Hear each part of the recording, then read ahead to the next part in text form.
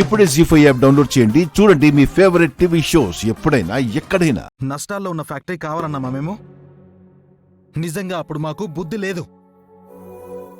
దేవుడు లాంటి మా అభియాన్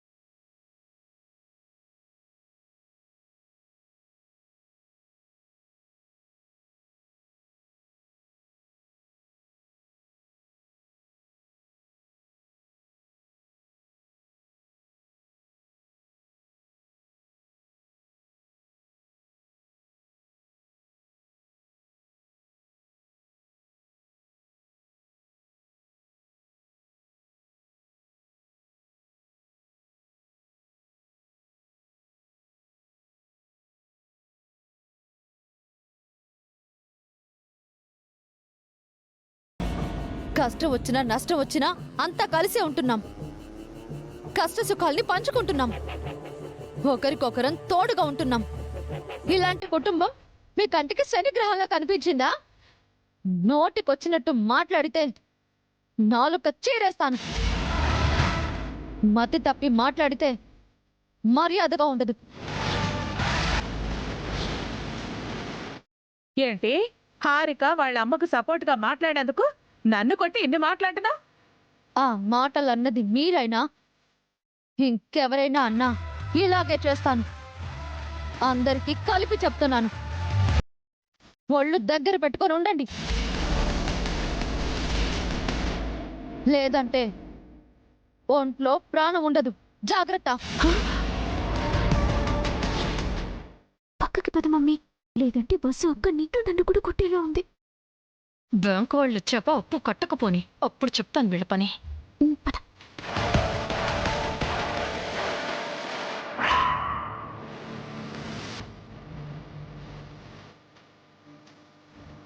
బాగా బుద్ధి చెప్పే వదిన. మళ్ళీ వాళ్ళు నోరెత్తరు. వాళ్ళకి అలాగే జరగాలి, లేదంటే చీటికి మాటికి నోరేసుకొని పడిపోతున్నారు. అభి అక్కడ వసు. అప్పు కోసం వెళ్ళినట్టున్నారక్క. నేను కూడా తెలిసిన వాళ్ళ దగ్గర ట్రై చేసి వస్తాను.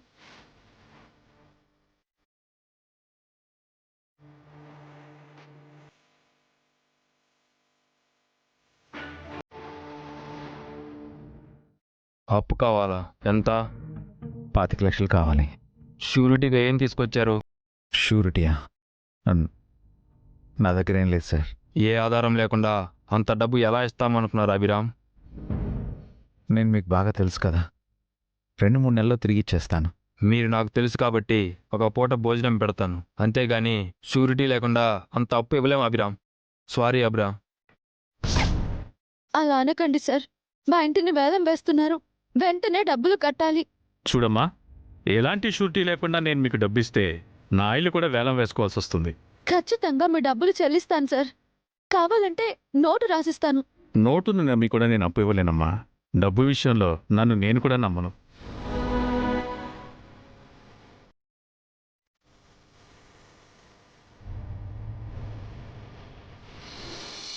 అంత నమ్మకం లేకపోతే ఎలా? అది నేనేం పారిపోను కదా. చూడభిరామ్, నువ్వు పారిపోతావో అప్పు ఎగ్గొడతావో అని నేను అనట్లేదు. నీ గురించి నాకు బాగా తెలుసు. తెలిసిన వాడివి. నువ్వు కూడా అప్పు ఇవ్వకపోతే ఎలా? ఇదివరకు అప్పు తీర్చడానికి ఆల్రెడీ ఒక కిడ్నీ అమ్ముకున్నావు. ఈ అప్పు తీర్చడానికి ఏం చేస్తావు? ప్రాక్టికల్గా ఆలోచించు. డబ్బు వల్లే అన్ని సమస్యలు వస్తాయి. నీకు నాకు మధ్య గొడవలు రావడం నాకు ఇష్టం లేదు. నీకు ఇబ్బందిగా ఉందని నన్ను ఇబ్బంది పెట్టద్దు.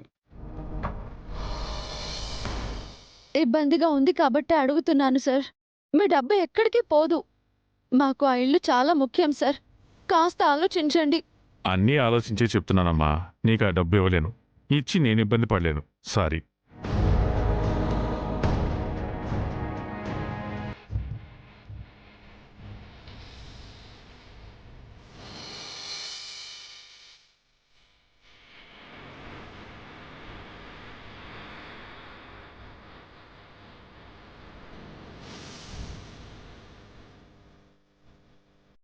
బాబాయ్ అభిరామ్ లే బాబు. ఏంటిది? నువ్వు నా కాళ్ళు పట్టుకోవటం ఏమిటి? పెద్దవారు అర్థం చేసుకోండి బాబాయ్. ఎవరికీ తల వంచని నువ్వు నాలాంటి వాడి కాళ్ళు పట్టుకున్నావంటే నువ్వు ఏ పరిస్థితిలో ఉన్నావో అర్థమవుతుంది. నా పరిస్థితి బాగాలేదు అభిరామ్, అది నువ్వు అర్థం చేసుకోవాలి.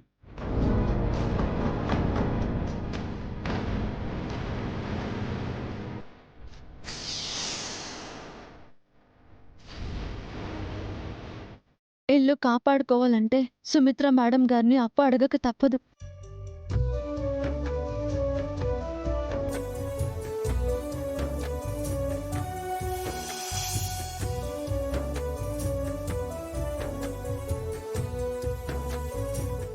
మనం ఎక్కడికి వెళ్ళాల్సిన అవసరం లేదు. ఈ ఇల్లు మనదే. నా గురించి చెప్పాల్సిన అవసరం లేదనుకుంటా. మ్మ్. నీ గురించి తెలుసుకునే వస్తున్నాను. రిజిస్టర్ ఆఫీస్లో నీ భాగోతం మొత్తం బయటపడింది. అప్పుడు మన ఇంటిని మీరు కాపాడారు వసు గారు. ఇప్పుడు నేను కాపాడలేకపోతున్నాను. ఇల్లు చేయి దాటిపోతుందని బాధగా ఉంది. మనకు సాయం చేయడానికి ఎవరున్నారో కూడా తెలియడం లేదు.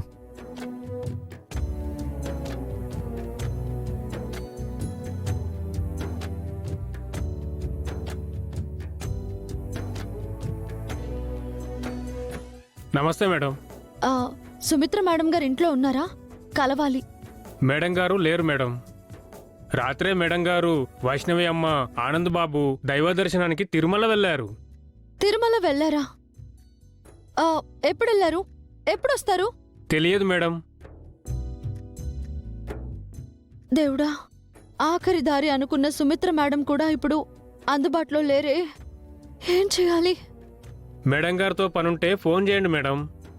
గుళ్ళు లేకపోతే ఫోన్ లిఫ్ట్ చేస్తారు. ఆ,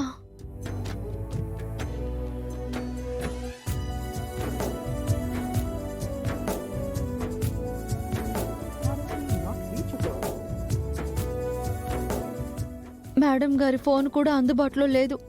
ఏం చేయాలి? పాపం, అప్పు కోసం ఆయన ఎన్ని తిప్పలు పడుతున్నారో ఏంటో. సరే, అలాగే మేడం.